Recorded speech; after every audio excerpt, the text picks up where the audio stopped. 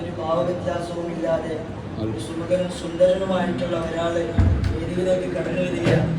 സ്വഹാബാക്കൾക്ക് മുമ്പൊന്നും പരിചയമില്ലാത്ത ഒരാൾ കടന്നു വരികയാണ്.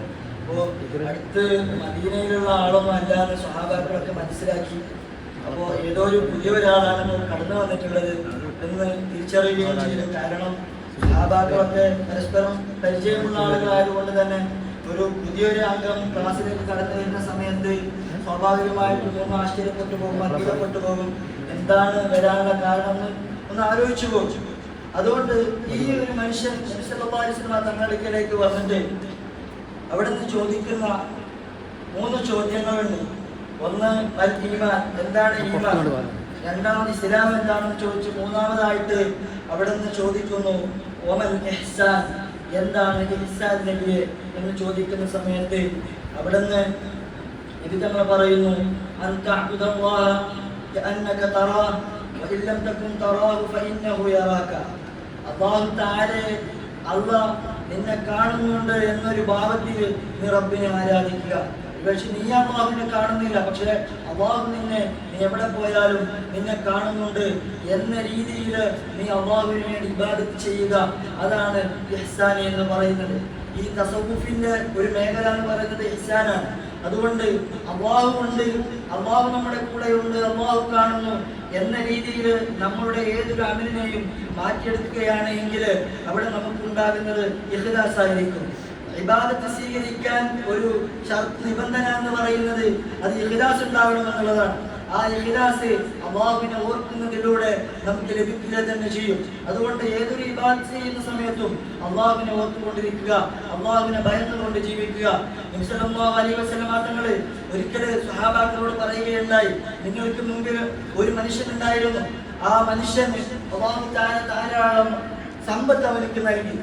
എന്നിട്ടോ മരിക്കുന്ന സമയത്ത്, മരണമാസന്നമായ സമയത്ത് തൻ്റെ കുട്ടികളെ വിളിച്ചു വരുത്തിയിട്ട് ആ ഉപ്പ തൻ്റെ കുട്ടികളോട് ചോദിക്കുന്നു, മക്കളെ, നിങ്ങൾക്ക് ഞാൻ എന്താണ്, നിങ്ങൾ എങ്ങനെയാണ് എന്നെ കണ്ടത്?